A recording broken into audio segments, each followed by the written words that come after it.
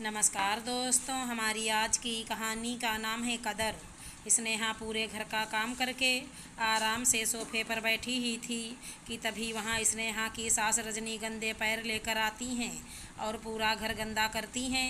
ये देखकर स्नेहा को बहुत गुस्सा आता है और वो अपनी सास से कहती है, मैं अभी अभी पूरा घर साफ किया था और आपने फिर गंदा कर दिया। मैं क्या पागल हूँ जो बार बार घर साफ करती रहूँ।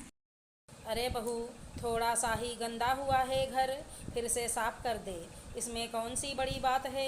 तू तो ऐसे बोल रही है जैसे मैंने पता नहीं क्या कर दिया।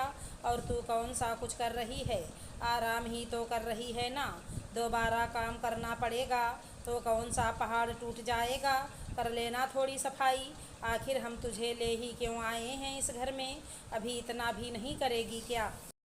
माँ जी, मैं अभी थोड़ी देर पहले ही पूरा घर साफ की है, अभी 5 मिनट भी नहीं हुए हैं। मैं भी तो इंसान हूँ। अच्छा, तो तू 5 मिनट से आराम ही तो कर रही थी ना। देख बहू, मुझसे बहस करने में कोई फ़ायदा नहीं। तू इस घर की बहू है, ये तेरा काम है, तो तू बहू बनकर ही रहा कर। स्नेहा अपनी सास की बात चुपचाप सुन लेती है, इसीलिए उसके ससुराल वाले उसे दबाते ही रहते हैं। एक दिन स्नेहा अपने लिए एक नया सूट लेकर आती है। नया सूट देखकर स्नेहा की ननद फटाफट वहाँ पर आती है। ये तो बहुत अच्छा सूट है, ये मेरे लिए लाई हो। नहीं शिल्पी, ये मैंने अपने लिए लिया है, मेरे पास एक भी ढंग का सूट नहीं है।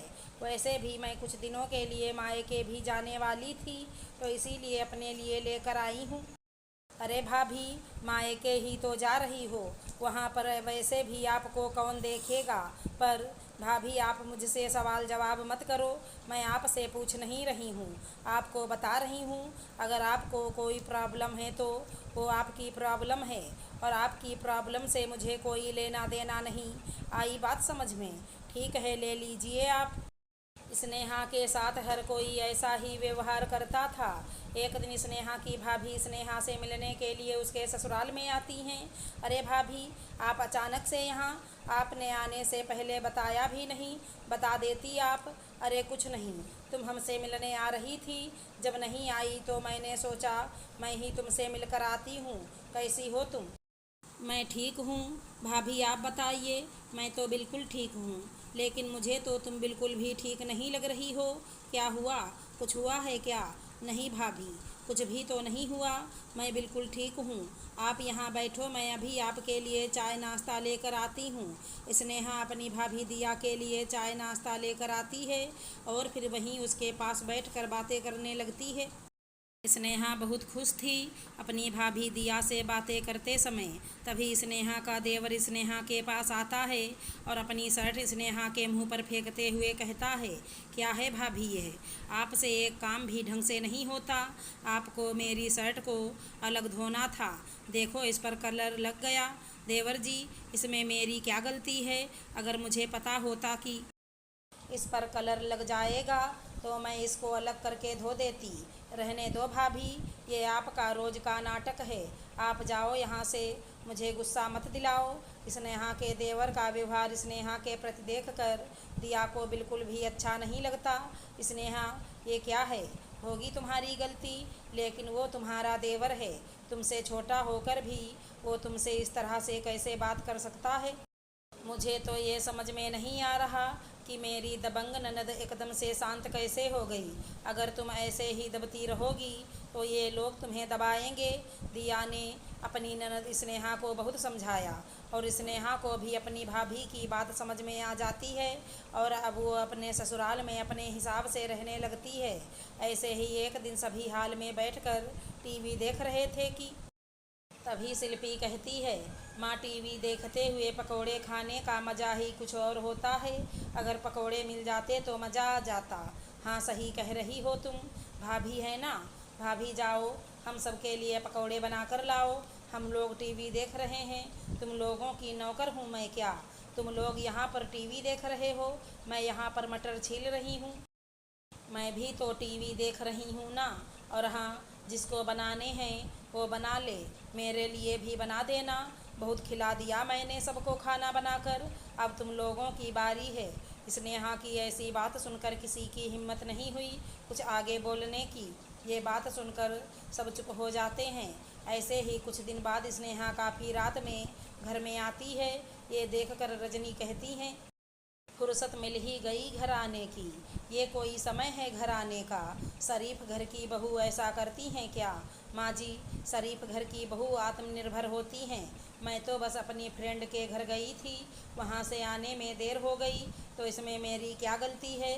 बहू तेरी जुबान कुछ ज़्यादा ही तेज हो गई है। मैं कुछ बोल नहीं रही हूँ तो मेरे सब्र का इम्तहान मत ले। माँ जी, मेरे सब्र का आप भी इम्तहान मत लें। अच्छा, अब तू मेरी सास बनेगी। मेरी भी बात कान खोल कर सुन ले। मैं तेरी नौकरानी नहीं सास हूँ। अब मेरी बात ध्यान से सुन। जा और खाना बना। मैंने भी अभी खाना नहीं बनाया है और वैसे भी मैं तेरा इंतज़ार कर रही थी। तो फिर एक दिन माँ जी आप भूखे पेट ही सो जाइए। वैसे भी आजकल आपको कुछ ज़्यादा ही दस्त बनी रहती है ना। एक दिन खाना नहीं खाओगे तो कुछ नहीं होगा। अब से खाना बनाने के लिए मेरा इंतज़ार तो मत ही करना। स्नेहा के पटर पटर जवाब सुनकर कोई कुछ कह नहीं पा रहा था। तभी शिल्पी प्यारा सा सूट पहनकर बाहर निकली। स्नेहा उसे देखकर कहती है, ये तो बहुत प्यारा सूट है। हाँ भाभी, बहुत प्यारा है ना। ये मेरा फेवरेट सूट है। तो चलो शिल्पी, एक काम करो, यह उतार कर मुझे दे दो। याद है ना, तुम्हें कुछ दिन पहले तुमने मेरा सूट ले लिया था। अभी ये उसकी भरपाई करेगा। भाभी, अभी मैं ये पहना हुआ है ना, कुछ देर बाद दे दूँगी। नहीं नहीं, अभी उतारो, तुम अभी दोगी मुझे। जब ये सूट पहन कर बाहर निकलोगे तो सभी को दिख जाएगा ना। तो फिर मेरे पहनने का क्या फ़ायदा? सब तो यही समझेंगे ना कि मैंने तुम्हारा सूट पहना हुआ है। शांति से दे दो, वरना दूसरा रास्ता अपनाना मुझे आता है जो तुम्हें बिल्कुल भी अच्छा नहीं लगेगा। अपनी भाभी की धमकी सुनकर शिल्पी चुपचाप वो सूट निकाल कर अपनी भाभी को दे देती है। वहीं कुछ दिनों के बाद दिया फिर से स्नेहा के ससुराल आती है। भाभी, मैं आपको बुलाने ही वाली थी। देखा, मुझे पता चल जाता है कि तुम्हें मेरी याद आ रही है और मैं तुमसे मिलने भी आ गई। अच्छा, आप बैठिए तो मैं आपके लिए चाय मंगवाती हूँ। माँ जी, ज़रा चाय पकौड़े बना दीजिए। भाभी आई हैं। रजनी उनके लिए चाय बनाकर लाती हैं। घर में सभी स्नेहा से अच्छी तरह से बात करते हैं। यह देख कर दिया को बहुत ही खुशी होती है और वो स्नेहा से कहती है, वाह मेरी दबंग ननद, आखिर तुमने मेरी बात मान ही ली। हाँ भाभी, पहले मैं जैसी थी किसी को भी अच्छी नहीं लग रही थी और अब देखो सबको अच्छी लग रही हूँ मैं। हाँ, मुझे मेरी ननद पर बहुत गर्व है। भाभी, ये सब कुछ आपकी वजह से हुआ है। आज आपके कारण इस घर में अब मेरी भी कदर है। यह लोग ना ही मेरे साथ कुछ गलत करते हैं ना कुछ। और हाँ स्नेहा, इस बात का कभी भी गलत फ़ायदा मत उठाना और हमेशा इसी तरह से खुश रहना और परिवार को भी खुश रखना। ज़रूरत पड़ने पर ही दबंगगिरी दिखाना। पता चला कि तुमने अपने ससुराल में अपना इतना खौफ बना लिया कि अब ससुराल वाले तुमसे डर डर के रहने लगे।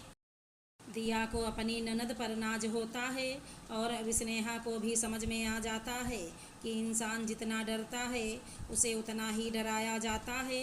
गलत जगह पर आवाज़ उठाना बहुत ज़रूरी है। अगर हमारी कहानी पसंद आई हो तो चैनल को लाइक शेयर सब्सक्राइब करें। राधे राधे दोस्तों।